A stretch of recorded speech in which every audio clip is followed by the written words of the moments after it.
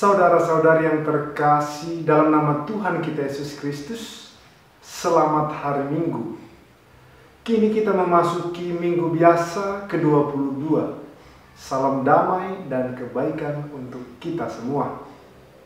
Satu pekan telah berlalu dengan begitu banyak tantangan dan rintangan dalam hidup kita. Pernahkah kita merasa tidak mampu menghadapi hidup? Kita seakan-akan bertanya, mengapa aku hidup? Atau untuk apa aku hidup? Bagaimana sabda Tuhan akan menginspirasi kita dalam mengatasi pergumulan hidup kita? Nabi Yeremia adalah salah seorang yang merasa tidak mampu menghadapi hidupnya. Ia merupakan seorang yang berperasaan halus. Ia sangat mencintai bangsanya dan ia tidak suka memberikan hukuman kepada mereka. Dalam pengakuannya pada bacaan pertama, Nabi Yeremia menyampaikan keluh kesahnya atas beban beratnya dalam menghadapi hidupnya sebagai seorang nabi. Karena sabda Tuhan aku dicemooh, karena sabda Tuhan aku dicela. Nabi Yeremia kini dibenci oleh kaum sebangsanya, bahkan tidak disukai oleh orang-orang yang dicintainya. Namun, ia sadar bahwa ia tidak bisa menghindar dari konsekuensi panggilannya sebagai seorang nabi. Sabda Tuhan menyerupai api dalam hatinya yang menyala-nyala, sehingga ia tetap percaya dan tetap mengembangkan tugasnya untuk mewartakan sabda Tuhan meskipun mengalami berbagai banyak tantangan. Yesus pun mengalami godaan dalam menghadapi kesulitan-kesulitannya. Pada Injil hari ini, Yesus menjelaskan kepada muridnya bahwa Mesias harus menderita. Ketika sebelumnya Petrus telah mengakui bahwa Yesus adalah Mesias, kini Yesus memberikan gambaran seorang Mesias yang harus menderita. Yesus harus pergi ke Yerusalem untuk menerima penderitaan, sengsara dan wafatnya, agar ia bangkit pada hari ketiga untuk menyelamatkan umat manusia. Petrus menarik dan menegurnya supaya hal itu tidak terjadi dalam diri Yesus. Yesus pun sontak menegurnya dengan berkata, "Enyahlah kau iblis." Ini bukan berarti Yesus memaki Petrus sebagai iblis. Dalam konteks Yahudi, iblis identik dengan penggoda. Maka Yesus kemudian menyampaikan bahwa Mesias itu harus menderita. Yesus juga mengajak para muridnya untuk memikul salib yang juga dibebankan olehnya. Ia berkata, barang siapa yang mau mengikuti aku, ia harus menyangkal dirinya, memikul salib dan mengikuti aku. Yesus pun menerangkan bahwa siapa yang menyelamatkan nyawanya, ia akan kehilangan nyawanya. Tetapi siapa yang memberikan nyawanya, ia akan mendapatkan hidupnya.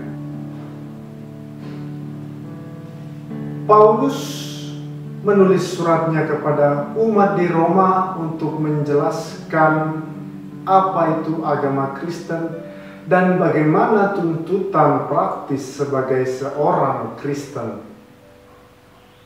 Pada bacaan kedua hari ini, Rasul Paulus menyampaikan bahwa hidup kita seluruhnya merupakan ibadat kepada Tuhan. Persembahkanlah hidupmu sebagai persembahan yang luhur bagi Tuhan. Itulah kira-kira amanat yang disampaikan Paulus kepada umat di Roma. Hidup kita dari ujung rambut ke ujung kaki seluruhnya merupakan sebuah persembahan.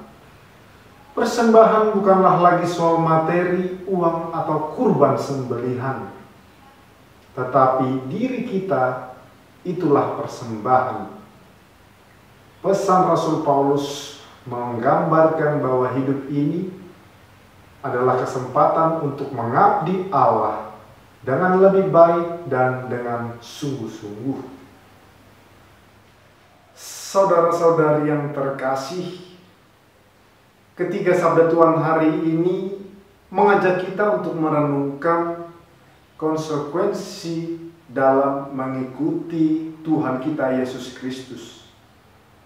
Caranya ialah mempersembahkan seluruhnya yang terbaik bagi Allah, meskipun kerap kali kita mengalami penderitaan dan beban dalam hidup ini.